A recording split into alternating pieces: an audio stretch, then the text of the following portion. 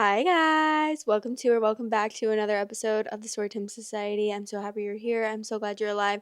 Thanks for tuning in to another episode.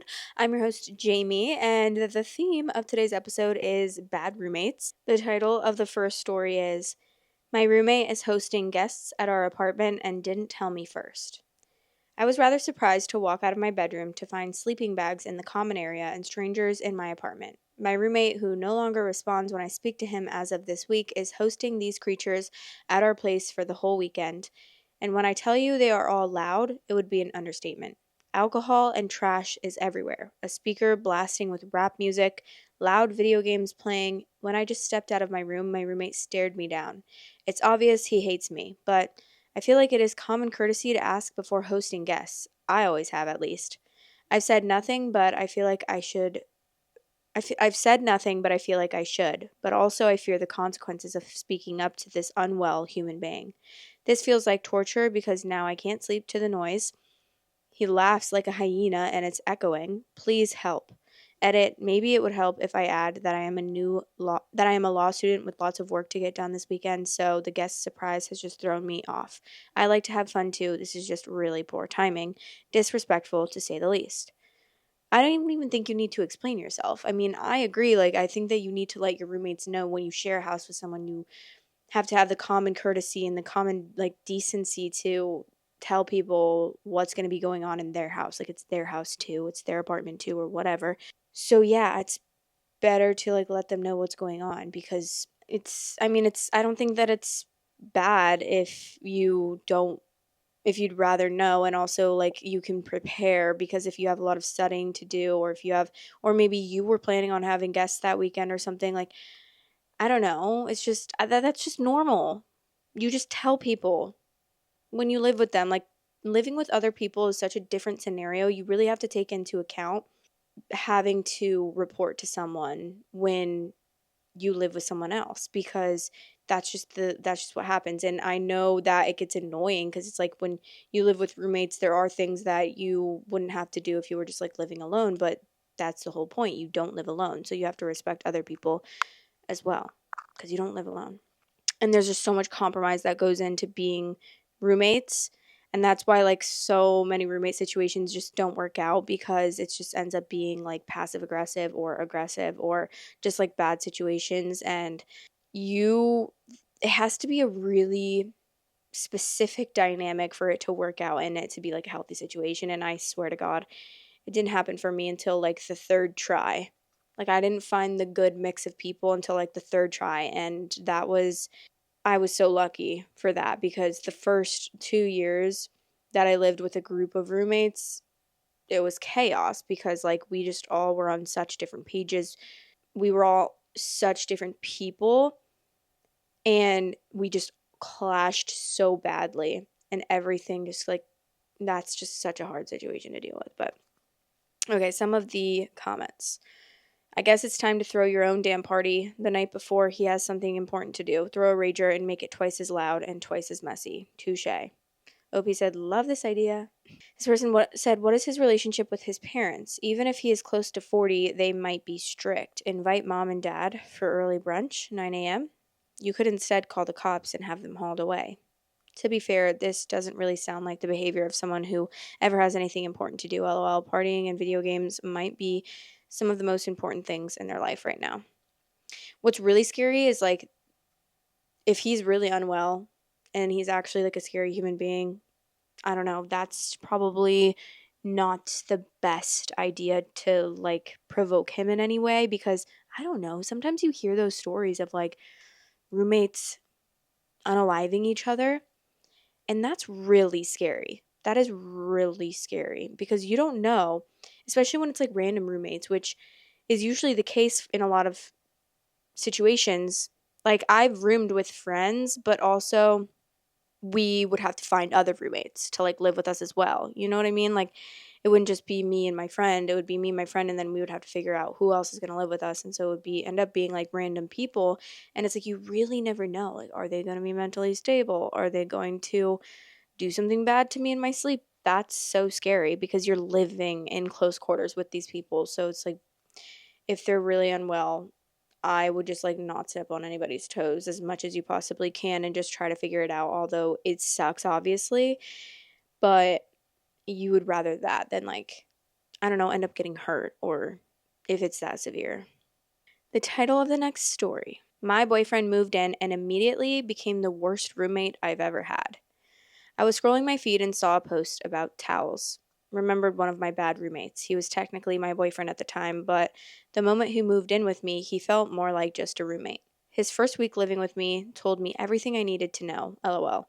I don't shower daily, mostly as needed.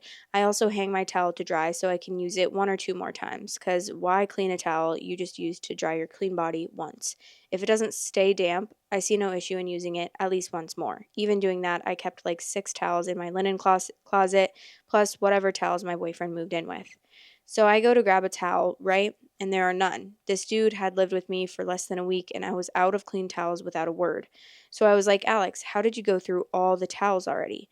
Do you really not let them dry to get more use out of them? And he literally said, Oh, I mean, yeah, I always do that. I just didn't know how you did things here, so I just kept grabbing a fresh one, and I don't know how to use the laundry yet. It's not hard to ask. Then I joked a little more about maybe not using all of our towels in less than a week, showed him the laundry. Not that hard, lol. Just caused me some major frustration because all the towels he used were bunched up in hampers and obviously damp and getting mildewy. He still barely did laundry and definitely never folded it himself on me, or he'd just shove it where he could. I did all the cooking and I simply asked him to clean up after dinner. He didn't want to after dinner because he would want to relax, leaving the dishes and kitchen a mess to the morning. In the morning, he'd say he was too tired and he didn't want to start the day cleaning and doing dishes, so it ended up becoming my job. I broke up with him shortly after I excitedly wanted to make a gingerbread house with him for Christmas. He agreed, only to be a major drag and give me attitude the entire time because he wanted to do something more productive, playing video games with his friends. Update, because you guys in the comments are weirdly critical for some reason. One, in a previous edit, I mentioned he showered sometimes twice daily. It's being misunderstood, and y'all keep saying I think it's weird that he showered daily. Obviously, I don't think it's weird or a flaw or an issue. I added it for context because he went through 6 clean towels in less than a week. Guys, two, guys do not Guys, not everyone showers daily. It isn't bad or nasty to not shower daily. Please do a Google search and learn that it isn't necessary, just a highly personal preference. Being critical and rude when someone says they don't shower every day is so unwarranted.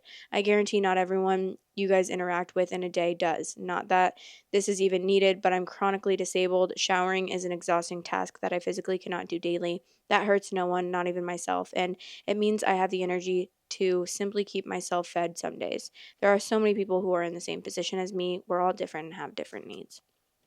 Okay, but why was I expecting that story to be way worse? I have had way worse roommates than that girl.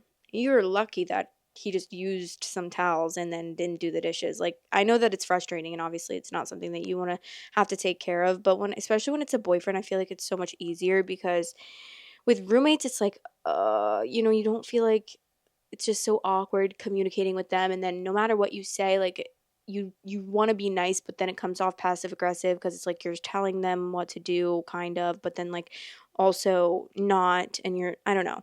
I always found it really hard to say things without it coming off passive aggressive because like especially over text message, a lot of things can get misconstrued, and it's just, I don't know, it's just so hard with roommates. But like with my boyfriend, it's easy. Like I can be like, "Hey, can you do this, please?" Or, I usually don't have to ask him to, but sometimes it's just like a little reminder. It's like, hey, will you actually do that? Because I need you to help me out with this or something like that. And he'll do the same with me. And I think we've done pretty well figuring out each other's living styles and also compromising and not like needing everything to be exactly how we want it. And like just compromising on that a little bit because there's a lot of things, like not a lot of things, but me and my boyfriend have like certain things. Like I love everything to have a place and everything to be put away after use. So like I don't even know. I don't think that it's that crazy of a thing, but I like everything to be put away after using it, like deodorant and stuff on like that you use in the bathroom. I like to have a little organized drawer with everything in it so that nothing is like cluttered on the counter. But my boyfriend thinks that if you use something every day, then you should just leave it out every day because you use it and it's so much like it's more work to get it out every day and put it back every day than to just leave it on the counter and use it. And I'm like, the logic behind that to me doesn't make sense because it's like, what do you mean? If I left out stuff that I used every single day, our house would be a cluttered mess. Like, it would be so badly unorganized and it would look so terrible. And I hate that. So I need things to have a space and to be put away. Like it's just a designated space so you know where to go every single day. It's not like I'm throwing stuff in different places every day and you're like trying to go find it. You just easily it's crazy. He's like, it's just so much work. Like, you have to open the drawer and get it out. I'm like, that's so much work to you? Sir, you have another thing coming because that is a crazy statement to make. But we kind of have our own little jobs. Like, he's always doing the trash, which thank God, because that's a man's job. And then he doesn't, there's certain things that he doesn't like the way that I do it. So if he doesn't like the way that I do it, then that becomes a him job. You know what I mean? And it's not like he's like the nicest person ever. So don't get it twisted. He's not like yelling at me, you're doing this wrong. It's just, he'll be like, oh, like, I don't think that you should put the dishes in like that if I load the dishwasher. So then I'm like, okay, then you do it. That's your job then, because if you're going to criticize the way that I load the dishwasher, then that's going to become your task to do from now on. Not even like in a bitchy way. It's just like, I like to load the dishwasher a certain way, and if you don't like it, then and it really bothers you, then you can take that task and you can do it. And yeah, so it's just like things like that we kind of like have our own little jobs and we do different things that help around the house. So yeah, and then we kind of have our own little jobs with like the cats, who does this for the cats and who does this for the cats. I don't know, that's just what works for us. Obviously everyone's different, but okay. The title, or not the title, the comments, he didn't know how to do laundry. Was he 5? I've known how to read and press buttons since I was at least 5. Same, it's all an excuse for people like him. With YouTube and Google, there's no excuse for not knowing how to do something so simple and necessary. It's being an adult he seems to not be capable of. No, what it is called is called weaponizing incompetent, or wait, what? Weaponized incompetence. Weaponized incompetence. Weaponized incompetence. Weaponizing incompetence. One of those. I literally know what it is, but for some reason my brain's actually farting up a storm right now and I can't think of it. Weaponized incompetence, I think it is. But that's what it is. It's like people will act like they're stupid and like they don't know how to do things so that you have to do it for them. And I know people that have partners that are like that. Like, they literally think that they say they don't know how to do the simplest of things just so that, or they act like, you know, they're going to do things this way. And it's like, they completely not right at all. So then it's like, fine, I'll just do it, you know? That's such a red flag to me. OP said, to be fair, we lived in an apartment complex with a shared laundry room, but is it that hard to just take a walk down the hall and read the rules of the laundry room? I mean, I figured it out all on my own. Right? I was a single mom of 3. They each learned to do their own laundry. I spent a morning typing up every possible instruction, from sorting to detergent and fabric softener, settings for different types of clothes, etc., and put all the sheets into plastic sleeves and hung them in the laundry room, otherwise known as a closet off the patio. They got their own laundry baskets, each different color, and rules for leaving stuff in the washer and dryer. They picked up quick and did a good job. A few years later, my daughter went off on one of her boyfriends when she found out his mom still collected his dirty clothes, washed and folded and put them away. She told him she'd been doing her laundry for years, and oh, by the way, so had her older brothers. He didn't last long. Oh my God. Imagine her explaining it to him without trying to make him sound like a complete moron. Okay, so see here where it says detergent, that's where the detergent goes. And then here it says water temperature. Yeah, that's where you set the water temperature. He didn't want a girlfriend, he wanted a maid and a mommy to care and cook for him.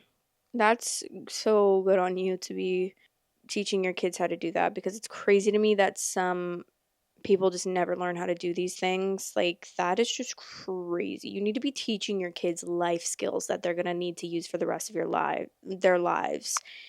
One thing that annoys me a lot, because I've always been a very like hyper independent person, is when people can't figure out things on their own, and I'm like, sometimes, and I know it's like unwarranted because everyone's different, but, and it's not like I ever like freak out and I'm like, figure it out on your own. But sometimes it hasn't really happened recently, but I remember like a couple years ago, one of my friends would constantly ask like certain things, like, how do I do this? Or whatever, like just random little things, which it wasn't a big deal at all. But like my hyper independent brain told me, like, how can you not just figure that out on your own? I've had to figure out everything on my own for my whole entire life.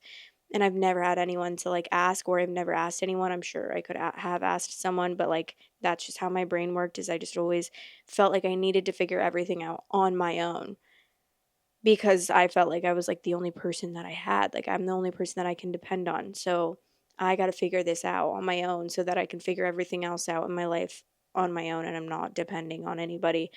That's a big thing that I've always like I've never liked to be dependent on anyone. And actually, I did my birth chart and I was reading it the other day and I hope that it's accurate. Okay? So it's so annoying because sorry, this is so off topic, but my birthday is March 20th, as some of you know. And the last day of being a Pisces is March 20th. And so March 21st is when Aries starts.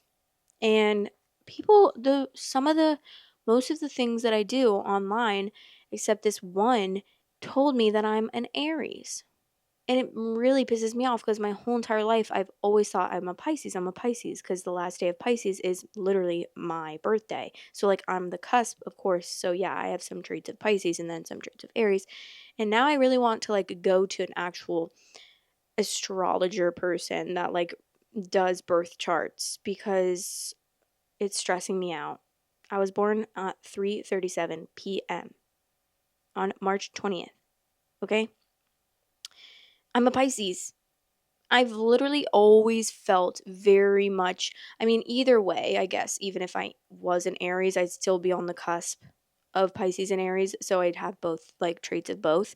But it's very interesting how accurate my birth chart was. It was like saying so much about like independence and wanting to do better for like humanity and being like very socially progressive and all this stuff. And it was so interesting, like how accurate it was. And I'm like, I hope that's my real birth chart because I'm resonating with every single one of these placements. So if it's not, then I'll feel very bamboozled and I'll be very upset about it.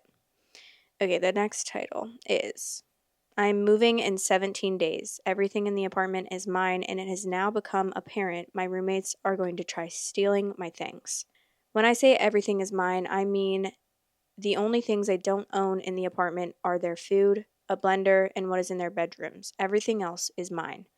I started to slowly begin packing, mostly stuff I don't currently need. I went to grab some of my kitchen towels to wrap stuff in when I noticed a good chunk was missing. Only 4 are currently in the dirty pile, and 1 is on the oven. The drawer had 3 towels. I own 17 kitchen towels, so that's about half missing. I texted in the group chat asking where they are, and one girl responded saying she took them to her room. Like, not to use, so that I can't take them. And I'm like, they're mine. When you get home, put them back. And she said, we can discuss when she gets home. What is there to discuss? They are mine. I paid for them. You can't have them. You're welcome for allowing you to use my stuff these last 10 months. So it looks like I'll be packing up kitchen items and stuff a lot sooner than expected and uncomfortable living out of boxes these next 2.5 weeks. I know right now it's just kitchen towels, but what's next? Also, to be a little petty, there are a lot of things I'm not moving with and will be donating or throwing away. No, I will not leave it for them. I am not nice like that. So I put a box on my coffee table labeled donate and threw my throw pillows in that they asked me to throw away a couple months back just so they can see I'm not even keeping them and I don't want them either. Wasn't planning on keeping them. Storytime Society is now available on all listening platforms. If you are on any of those listening platforms, I would really appreciate it if you rated me 5 stars. Thanks for all the support. That's wild. When one of my roommates, I don't know why this was even a thing. It was so weird. She put, okay, we were so confused because all of our silver, she had left for the summer. Me and my other roommate, which was like one of my really good friends, were still there for the summer. And we were like, where did all the silverware go? Three-fourths of the silverware was disappeared, and we had no idea where it went. Like, what the hell? Where is the silverware? So we were like asking people where the silverware was. No one knew. Apparently, no one knew. And I know that this is like kind of an invasion of privacy, but we were like, okay, the only option is that it's in our roommate's room, that all the silverware is in the roommate's room, and it's not her silverware, which was like the craziest part. It wasn't her silverware.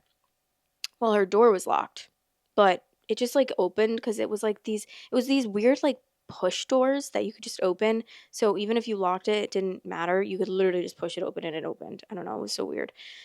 We went into her bathroom. All of the silverware was in the bathtub. Like it was in this bucket in a cup in the bathtub, like hidden. All of this, like three-fourths of the silverware. I'm like, what? What? That's so weird. What were you doing? Were you doing like a silverware sacrifice or something? Like, I don't understand what was going on there. Were you doing some weird ritual? It didn't make sense to me. I was so confused. But we just took them because it's like, these are actually our silverware. This is not yours. So why do you have them hidden in your room? And it's silverware also. So it's like it's not like it's some expensive china that you can sell for thousands of dollars. It was silverware and we needed it because we had none left. It was crazy, but the things you have to do when you live with people, it's really crazy. Okay, some of the comments. If you know anyone or can afford a storage unit for a couple days, I'd do that. Call up a trusted buddy and have them help you start moving shit out of the apartment just so they don't have a chance to try and keep anything else, no matter how small or large it is. OP said, as soon as that convo went down, all of my kitchen items were put into a box into my room. Basically, that means they no longer have access to any silverware, dishes, pots, pans, etc. I'm not even moving with half of the stuff I just moved. I bought brand new ones, but I'm not leaving it for them either. I told my boyfriend, and he was already planning on taking some stuff to his apartment instead of the movers. He said, we can just move stuff like the TV in the living room a little earlier. Start moving stuff right now and quickly. Have visitors, witnesses over helping you. Take everything and leave behind liquid ass. Not the liquid ass. That's scary.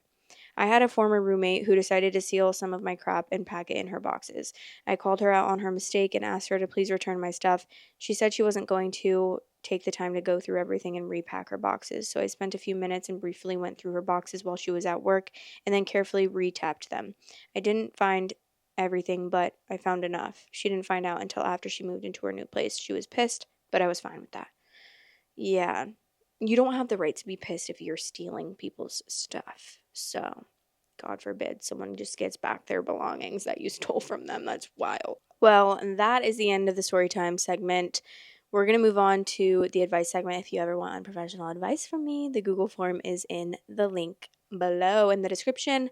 And yeah, I guess just, I don't know why I said I guess. Just leave as much detail as possible, and I will try to help as much as I possibly can. Okay.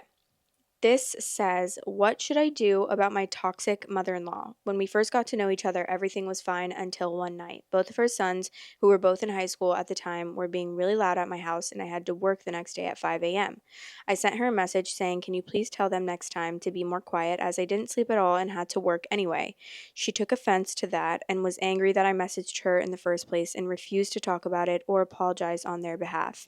The next thing that happened is I got pregnant, and she said that if I needed anything, that she would be there, but when it came to actually showing up and being there, she never would. She said that she would take off work to be at the hospital when my son was born, but she never showed up. The third thing that happened is that after I had my son, I experienced postpartum depression and psychosis, probably from the fact that I was septic throughout my entire pregnancy and I didn't know it. I didn't sleep for 4 days and had a psychotic break shortly after my pregnancy and had to be put in a psychiatric hospital.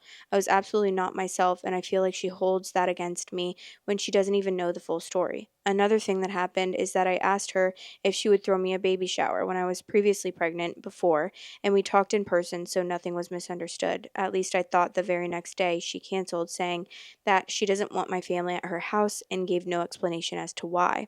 And she didn't even message me about it. She messaged my partner and again refused to talk to me about it. Luckily, my aunt threw me a baby shower and I invited her, and somehow through inviting my mother-in-law, Mother got misunderstood, and mother-in-law thought I didn't invite her, so she decided not to go even though I begged her crying. She said I was playing victim and wouldn't take any accountability. Ever since then, she refuses to talk to me, and when I'm in her presence, she acts like I don't exist. It's been years since we talked at this point. Am I making a big deal out of nothing? If you want extra content weekly, head over to patreon.com/storytimesociety and become a member on there for extra content. Love you. Okay, first of all, I'm so sorry that you went through that because that sounds actually so scary and such a scary situation to be in. I can't even imagine, like, I, that's just so scary. And I know that it's really common to have really bad postpartum or even go into a psychosis or a psychotic break after pregnancy. And I'm so proud of you for getting through that because that's just like such a hard experience and I can't even imagine. But I don't think that you're making a big deal out of nothing at all. I think that obviously this woman is being very judgmental and she's not being nice at all. She's not being a good person towards you or a good family member for that matter.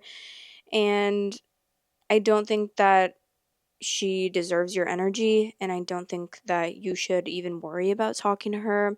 I think that you should probably work on coming to peace with that situation and just coming to peace with the fact that you aren't going to have a relationship with her and that's okay because she's not even I personally from what I can see don't think that she would be a good person to have a relationship with anyways, and I don't think that you need someone like that in your life. So I don't think you're making a big deal out of it though, and I think that your feelings are all so valid and you are so like right to feel that way and valid to feel that way. If it's possible, I also feel like you could confide in your husband. I'm not sure if you already do that, but if it's like something that, you can talk to him about, I think that would be a great way to kind of get your feelings sorted and get your feelings out there and just like have him hopefully he's like supportive and he supports you in that way and he can talk with you about it because I know that it helps a lot to be able to talk to someone about it, especially someone that knows what you're going through and has experienced the same things as you and has witnessed this person, because obviously like I can say that you should make peace with it and I can say that you're not making a big deal out of it and all of that, but obviously this is like a personal situation that you've been going through and I don't know all the details. I know as much as you've given me and I'm sure there's more to it that just is like hard to explain. So I feel like if you could confide in your husband about it too, that would definitely be helpful. But the next question says, so this is honestly a long story, but I'm an 18 bisexual female, and recently my best friend, 17 bisexual female, who I have feelings for, recently got with this guy. And I just found out about this, but the guy she's with is someone I used to have friends with benefits with, and he took advantage of me a lot. He's 20 and straight, by the way. And I told her about him and what he did, and after finding out the timeline of how long they've been together, I realized that he had sent and texted me asking for stuff while they were together. I debated on whether or not to tell her because I didn't want to hurt her because she said things had been so great between them, but I also didn't want to see her end up like me getting taken advantage of and used by this dude. I made the decision to tell her and she got really mad, not at me directly. She went off on this dude saying stuff like, "How could you do this? You said I was the only one, yet you went back to some fling you had with the girl you told me you didn't care about, etc., etc." And ultimately, she said that things were over between them. A few days later, I call her and she tells me she decided to give him another chance. Anyways, all this to say, I guess I'm looking for advice on how to handle this. Like, should I support her in this relationship with someone I'm fairly sure will hurt her? How do I handle my best friend dating a guy that treated me so horribly? Well, I'm a little bit concerned that she started dating this person knowing what he put you through in the first place because I've said something, I think I've read a similar story to this before, and I feel like a best friend that does that is not your best friend. And I know that that can sound very um, confusing, obviously, because you feel like she's your best friend, but I think that if you look at it from like a standpoint of if the roles were reversed, would you do that to her? If that's something you would do to her and that's something that you're fine with and you're comfortable knowing that your friend would do something like that and would date someone knowing that he hurt you and took advantage of you in these ways, then okay, so be it. You can continue being her friend and you can support this relationship. But if you take a look at that situation and the roles are reversed and you realize that's not something that you would do to her and that that would be something that would be so far off of your wheelhouse and you just would never even think of doing that to your friend and you have a different type of loyalty towards her than she has towards you, then I would kind of take a step back from that friendship and evaluate if you want to even stay in that friendship, because to me it doesn't sound like a supportive or healthy friendship, especially a best friendship. And I think best friendships are just so different, at least from what I have experienced with my best friends. And I've had bad best friends for sure, but I've also had really amazing best friends that I felt so much loyalty to, and that I felt that they had so much loyalty to me as well. And I just feel like you deserve a friendship like that. You deserve a best friendship like that, that you guys both feel so much loyalty towards each other that you would never let some man that treated you like shit, you know, come in between you guys. And I just think that's like crazy in the first place to even be with someone that your best friend used to be friends with benefits with. Like, if my best friend, I had a friends with benefit, okay? I had a friends with benefits in high school. I was kind of in love with him though. Um, so we would like hook up sometimes or whatever. And he for sure wanted nothing to do with me. Let's get that right. Let's get that straight, okay? We were also like friends, like actually friends. I don't even know how that came about that we became friends with benefits, but at a certain point in high school, we became friends with benefits, and I feel like it lasted for a while. I feel like it lasted for a long time, but I don't know. Maybe I'm just like looking back at it with different eyes, but I feel like it lasted like 2 years that we were, and obviously it was like on and off because he would get into relationships and then he would get out of relationships and then we would be, back at it again with the new vans or whatever the kids say these days. What am I fucking saying right now? And I was like in love with him.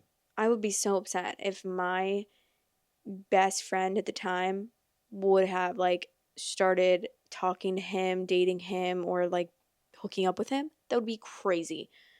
Maybe I just have like different standards for my best friends, and I'm not saying that in like a rude way at all, but I expected a lot out of my best friends, and I feel like they expected a lot out of me too. And so we held our friendships to a very high standard. So, like, to even think that one of my best friends would do that is so crazy to me. And that would just never happen. Because if it did, then I would just like cut them off immediately because I wouldn't want someone like that in my life. So I would really recommend that you just like take a look back, like take a step back and just look at your guys' friendship if that's like a friendship that you really want in your life, because it just doesn't seem like she's a good friend to you. So I hope that helps. But I love you guys and thank you so much for submitting these questions and, trusting me. But it's so interesting. Like, I don't know, I always think back to my time in high school, and it's always very, like, I love to read your guys' experiences because I know that a lot of you guys are around that age, and, well, some of you guys are. And it's just so interesting to like take myself back into time and think about like my high school experiences. And I really like generally overall, I loved high school. And I feel like sometimes I reminisce on high school a little too much. It's almost like, that person that's like stuck in high school, but I'm not. But I like always reminisce on high school because it was just like a very fun time of my life. And it was just like a fun experience because just growing up with all the kids in my town all my life, like knowing all, it's just like a different vibe. I don't know. And it just, I feel like it's a very special experience to be able to like grow up with the same kids for 18 years. And it's just like a different type of knowing each other and a different type of like friendship. And it's really special to think back on. And I'm very grateful that I still have friends from high school. But I always think back to like those kind of situations where the boys, would get in the way of friendships. And there's definitely times where boys have gotten in the way of friendships, of my friendships in like high school and stuff. And we were all so boy crazy.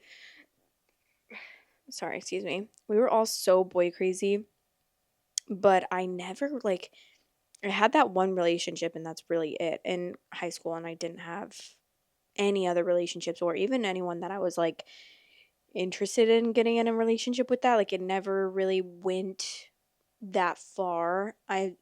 Just told you that I was like in love with my friends with benefits, but that never went anywhere other than like we were friends on the outside and then we like would hook up in private.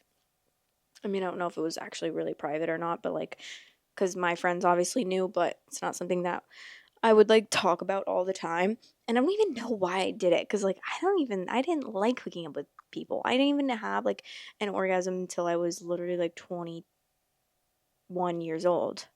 21 and yeah, I think 21 years old. So like that stuff wasn't even enjoyable to me, but I think I wanted it to be, so I like would keep trying. I'd be like, "Okay, let's try this again. Let's get back on the horse. Let's see if I can do it." And then I kind of just after a while accepted that this is just the way it is for me and it's never going to feel like any differently or it's never going to like feel good and I'm like, I guess I'm just one of those girls that like can't and just don't get any pleasure out of it. But thank God that I figured it out because it's kind of crazy how long it took me though. I mean, that's not my fault. That's definitely the guy's fault. But I always wonder because I'm like, why did I even sleep with people in high school? Because I didn't enjoy it at all, ever. I guess it just something that some people do. I don't know, guys. I don't fucking know. It's very interesting and funny to think back on, but it wasn't like a huge part of my life. It's not like I was like sleeping around with everyone. I don't know. Is this too much to share? Is this too much information to share? I only slept with a couple people in high school and then a couple people after high school. I feel like if I say like a specific number, it's just like two. That's too much information for me? I don't shame anyone for any number. I honestly wish mine were higher, if I'm being so real with you. I was very, very careful in high school. Like, I held that very near and dear to my heart. Like, I really wanted to keep my number as low as possible. And I don't know why. I found so much, like, value in that. And then as I got older, I started valuing it less and less. And I just thought that, like, why am I making this such a big deal? It's really not that big of a deal. Obviously everyone has personal preferences and I don't judge anyone that thinks it's like a big deal and doesn't want to share that part of themselves with other people, but as I got older I definitely realized like that I didn't think that it was all that in a box of chocolates. Sometimes I know that I say things wrong and that it's just funny, but I'm just going to keep saying stuff like that even if I'm not even getting the phrase right because I know someone will say it right in the comments. It's just funny like how much you change from high school and then as you get older you realize things that you thought were such a big deal just aren't.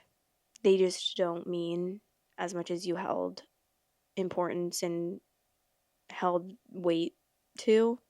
As I got older I was like, I don't care actually. And I think it was because I found validation in other men knowing that like I had a low body count. But then after a while and after I stopped actually giving a fuck what men thought about me, I held less weight to that. And I actually kind of was like feeling like I wanted to rebel against them. And I was like, if you, the thing is it's crazy. It's a very big double standard because men can fuck around and like their body count can be like 35 and it's like, oh, that's not that bad. But like a girl can be like, oh yeah, my body count is 2. And they're like, wow, I can't believe you're not a virgin. That's disgusting. Like you're a whore. That's just crazy to me. Like the double standard is actually so crazy. The difference is wild to me. So then after a while, I just started to be like, I don't care actually what you think of me. I actually could care less. like I if you it's just you're not gonna find a lot of guys that don't that have like the low like a low body count like you do. And I'm not trying to I'm not trying to convince you to go like screw every single guy that you come in contact with. I mean, unless you want to, all power to you. Like literally support. I just find it very interesting, and I think that that goes with a lot of things. Obviously, that's like the patriarchy, and there's just so much double standard in that, which is why I find it so funny when people are like saying to women, "You have a double standard." I think we're allowed to have double standards because men have such double standards with things that we do that like God forbid we do the same thing back, And then it's like such a big deal when we do it, but when they constantly do it to us, it's just normalized. It's normal. It's fine. That's just what is expected of women. I feel like if the world were all women, I genuinely think a lot of problems would go away and we would have like a better world. Am I okay? Because I genuinely feel like we could like work together and it would just be it would be like a utopia. Because so many of the problems come from men. So many problems come from men. That's my rant for the day. I don't really have anything else to say about that. I just really haven't even been thinking about that, but that just kind of came into my mind after thinking about my high school experiences with my friends with benefit. I talked to him actually, it's so funny because sorry, I'm going to keep ranting now, I guess. I talked to him a couple years ago and I was going to go visit him which is so crazy of me, but like I was going through a breakup at the time and I was like trying to find anything to distract myself from it and I was literally gonna go visit him in a different state and I hadn't even like I don't even know how that would have went. I feel like it would have been so awkward like, "Oh, what am I going to do? Meet all your friends in this other state and then they're going to be like, "Who is this?" Obviously, your friend from like middle school and high school, but are you guys dating now? That's just so funny because I would have never gone to visit him otherwise, but I don't know, guys. It's so funny. In a lot of ways, during my breakup, I was so healthy, but I was also trying to find things to distract me. And with that came like talking to old flings, past flings. There was probably three different guys that I hadn't talked to in like a year that which was crazy because it was like whenever I don't know why, but when you break up with actually I probably do know why. When you break up with someone, it's like everyone like it's like all the guys in your past get a notification that you just broke up with your boyfriend or like your boyfriend just broke up with you and you're single now. Because tell me why like people would these men would reach out to me when I had been in a relationship for so long and they never reached out and then as soon as we broke up it was like, "Oh, come visit me. Come visit me in this state." There was like three different guys that I had talked to that I was like talking about going to visit them. But when you know it's like you're not actually going to go visit them. It's just like kind of fun to talk about it and then maybe you'll pick one and go visit them. That was me because I was like I know for a fact I'm not coming to stay with you. I don't even know you anymore. Like especially one of the guys I was friends with him for like a year in high school and that's it. And then I hadn't talked to him for years. It had been so long since I talked to him and I was like, who am I kidding that I'm going to go to like visit this guy in New York? I haven't talked to him in years and randomly he like wants me to come visit him. I don't know, it's so funny, but it was such a fun time though, honestly. It was so fun. Like not saying that I would want to go through that again because I don't, and it was miserable at the same time, but I also had a lot of fun in that experience because I was just like doing whatever. I was just like, yeah, I'll do this. I said yes to like everything. I would hang out with anyone who asked. I would do anything with anyone that asked. I would do everything and anything. And I just did so much because I just wanted to distract myself from it. And I feel like a lot of people say like don't distract yourself from it. But I wanted to distract myself from it because at night I would be bawling my eyes out. So it's like, it's not like I wasn't feeling my feelings. I was. It's just, I didn't want to be bawling my eyes out all day long. I had a time and I had a place for that. And the rest of the time I wanted to enjoy my life and try to get over the situation rather than like harp on it all day long. Like there's a time and a place to be harping on it, and you should be able to like go out and have fun and find things that give you joy. And then at night you can go home and you can cry yourself to sleep, and you can write in your journal, and you can videotape yourself talking to your phone saying how miserable you are. And then the next day you can wake up and you're so happy. It's just like very much ebbs and flows. And it's like such a wave of emotions. There would be such highs and such lows. It would be so crazy. It's an interesting experience. It's something that I feel like everyone needs to experience because it really develops you in a certain way, and it helps you like learn a lot about yourself, and you just learn a lot about a lot of things. And then you get to experience a lot of things that you wouldn't typically, because you have the motivation to try to distract yourselves to do more things and try to figure things out.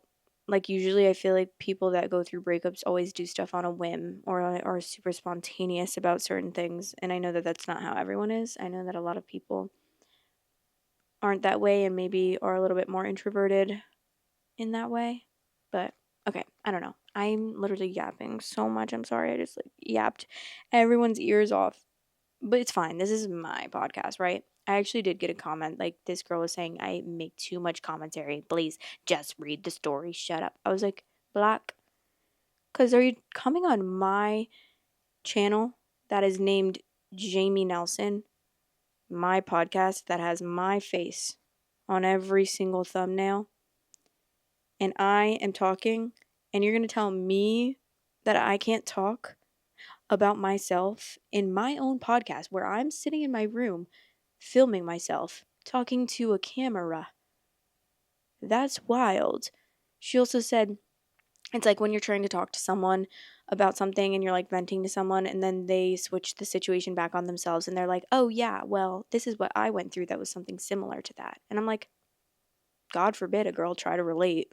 I feel like that's not bad. Like, I want to share what I'm going through with you guys because I do. Period. And I want to hear what you guys are going through too. So I'm going to talk about what I want to talk about. And if you don't like it and you comment something mean, I'm going to block you. And that is exactly what I did. So yeah, anyways, love you guys so much. And I'll talk to you in the next episode. I hope that you enjoyed. Please let me know what you thought about these stories that we read, and let me know about what you thought about the advice segment and anything else that I yapped your ears off about for about 10 hours. If you haven't already, press the subscribe button, the like button, and I already said leave a comment, but love you guys. Bye. My merch is out. Yeah, but this is it. And this comes in pink, black, and white. If you want to get a little cute piece of merch, go grab one. Link is in the description to purchase. Love you guys. Thanks for watching. Please like, comment, and subscribe.